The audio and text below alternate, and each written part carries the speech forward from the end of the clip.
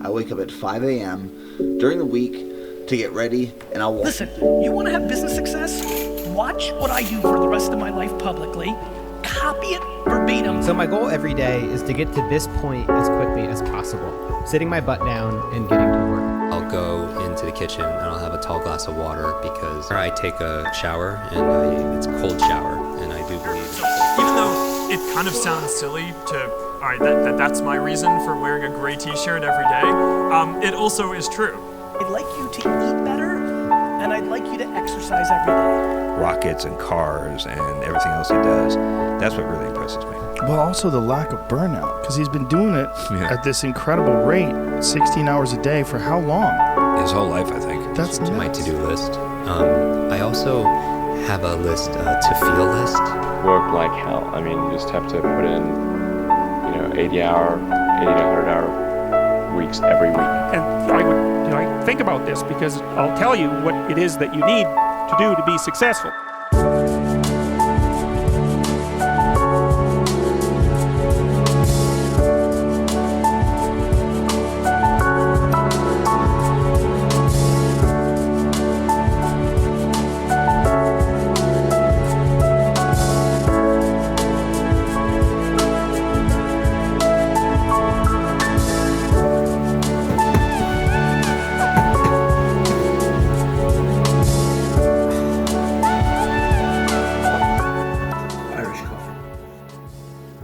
Hi, I'm Matt, and I wore the same outfit every day for 2 weeks.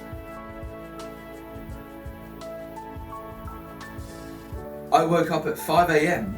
every day for 2 weeks. I did exercise first thing in the morning every day for 2 weeks. Gave up all caffeine, sugar, alcohol, meat, and high-carb snacks. I would do additional walks throughout the day, each day between projects. Only had cold showers. Pomodoro technique to manage my time. Specialist project management solution to control my life. Read for over an hour and a half each day. Avoided all YouTube, films, TV, joy, happiness, fun, entertainment. I had daily thinking time. Frequent 5-minute naps. Very frequent. Every day for 2 weeks. Every day for 2 weeks. I tried to squeeze in as much productivity as I could possibly fit into each day for 2 weeks. There's just a bunch of little projects that I've been meaning to do for weeks or months, and so I thought I'll just cram them all into 2 weeks and see how much I can get done. And so I just googled what productivity techniques are there out there, and what do our most famous CEOs do to stay productive. There were certainly some weird ones. Elon Musk buckets his day into 5-minute increments, and Steve Jobs would eat carrots for days on end. So I opted for the ones that were most popular and more common. And to be honest, there is merit to some of them, but you've really got to peel back the onion to understand why some of them work. So I wanted to overhaul the 2-Week Project YouTube channel page a little bit. I wanted to do a course in cryptocurrencies. I'm going to be moving to France, so I did a course in French. I had to sort out my visas for moving to France, and I've been meaning for months to do an energy generation volunteering initiative, so I set that up.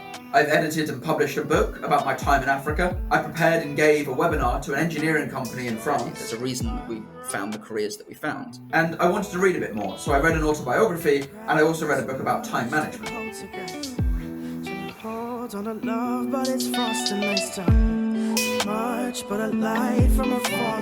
Waking up at 5 a.m. is not a good look for me. I'm a night owl, and on some of my 2-week projects I actually end up staying up until about 2 or 3 in the morning. So taking each day one at a time and having a flexible but structured morning routine was absolutely crucial. So the first 45 minutes of each day was dedicated to off-the-record tasks. Things like sending emails that needed to be sent, or making plans to see friends, or catching up on yesterday's tasks if I missed something important.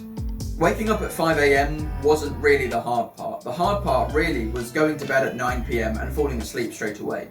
It took nearly the entire 2-week period to get to a point where my body was actually ready to fall asleep between 9 and 10 p.m. Most of the week I was having between 5 and 6 hours of sleep each night, so it got to the point where I was having to nap quite a lot throughout the day. But this did mean that my days felt a lot longer. I was able to work almost first thing in the morning, throughout the day, and then all the way up until about 8 or 9 p.m. in the evening, without really feeling overstressed or actually exhibiting any burnout. Compare that to getting up at 8 in the morning and then working all the way through to midnight, you can start to seal the appeal. The morning workouts were absolutely crucial here because after the first 45 minutes of the off-the-record working in the morning, I'd normally need to move a little bit and get my blood flowing and my heart pumping. So the workouts really played a big factor in that. It took about 3 or 4 days for those cold showers to actually be bearable in the mornings. And that was mostly because I figured out the right technique of having a cold shower. First day I hadn't really figured out how to get into a cold shower, so I just turned the cold water on, jump into the shower, fully immerse myself, scream and swear a lot, and then essentially just go into shock and get a massive headache, and then jump out of the shower again and call it a day. But by around Wednesday or Thursday of the first week, it was much easier to go in limb by limb, and after about 30 seconds you'd be completely immersed, no shock, no screaming, or not quite as much swearing, and it was much easier to deal with. Originally I was doing these cold showers at about 11 in the morning, so 3 or 4 hours after my workout, because I found myself really productive immediately after my workout, and then as the day got on, I found myself needing almost like a pick-me-up, and that's what the cold showers were really good at. But I found during the second week that I was getting more used to it, so I didn't really need a pick-me-up at 11 o'clock, and the cold showers were much easier if it was immediately after a workout, when your body's warm and your heart's already racing. I also found that my skin was just generally clearing up and feeling a lot healthier. I was feeling cooler throughout the day. I even sweated less throughout the entire day, and I always felt a lot more switched on. I miss hot showers, I do, but I'm going to see how long I can last doing cold showers as we go into the UK winter.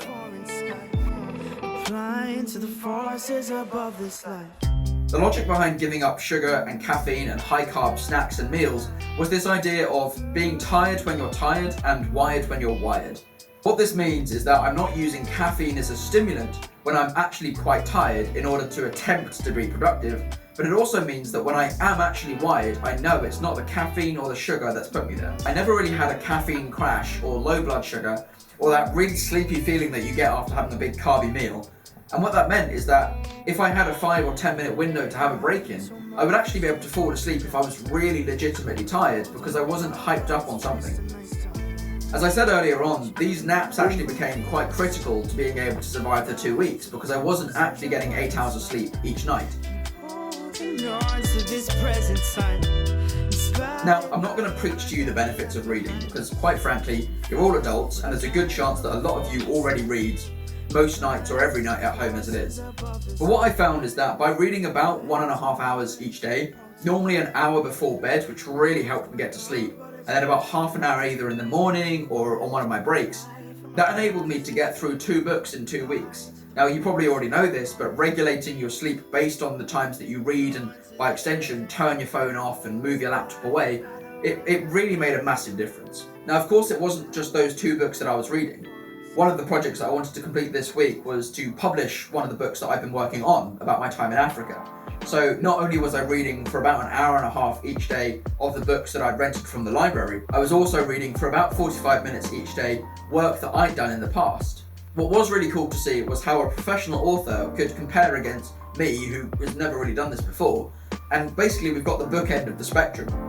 It's also really cool because as I went through the 2 weeks, I found myself almost editing better and more effectively based on the experience that I'd had so far of editing throughout the 2 weeks, but also becoming more familiar with reading again because I don't read a lot as it is.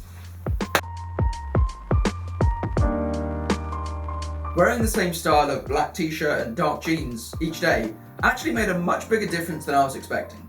I can now understand why wearing the same outfit each day has quite a large following.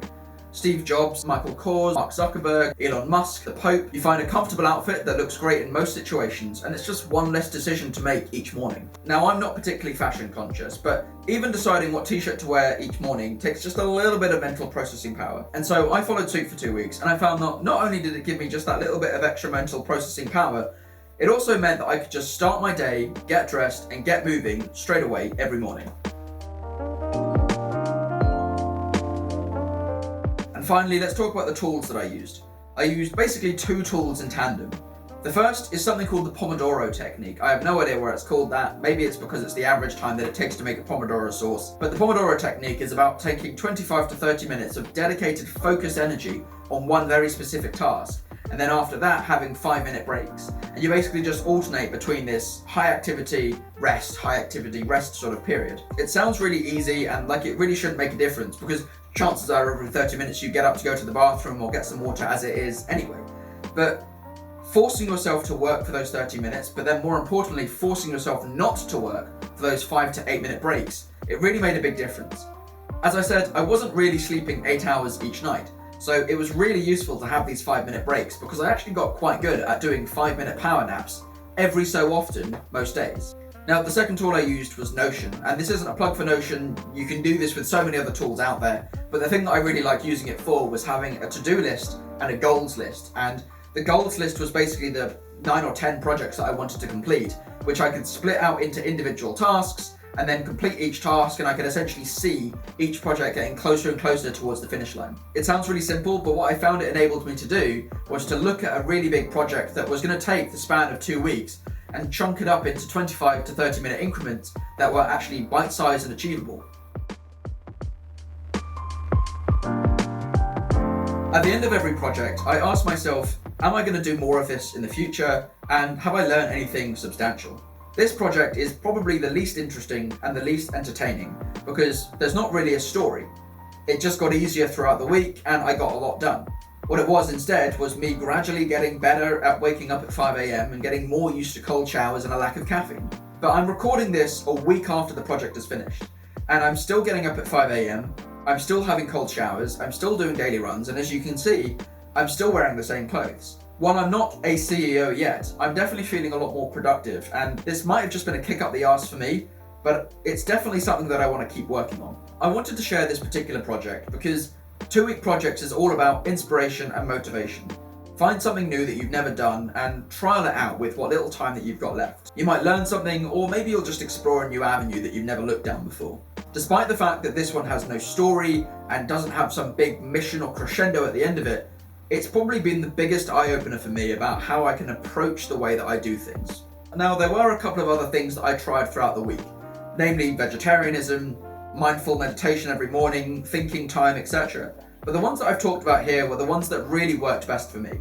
These are my recommendations, and if there's just anything about your daily schedule that you want to shake up, maybe give one of them a go, and maybe let me know in the comments below if there's one that you're trialing or you want to know anything else about any of the other things that I got up to in the 2 weeks, and that's fucking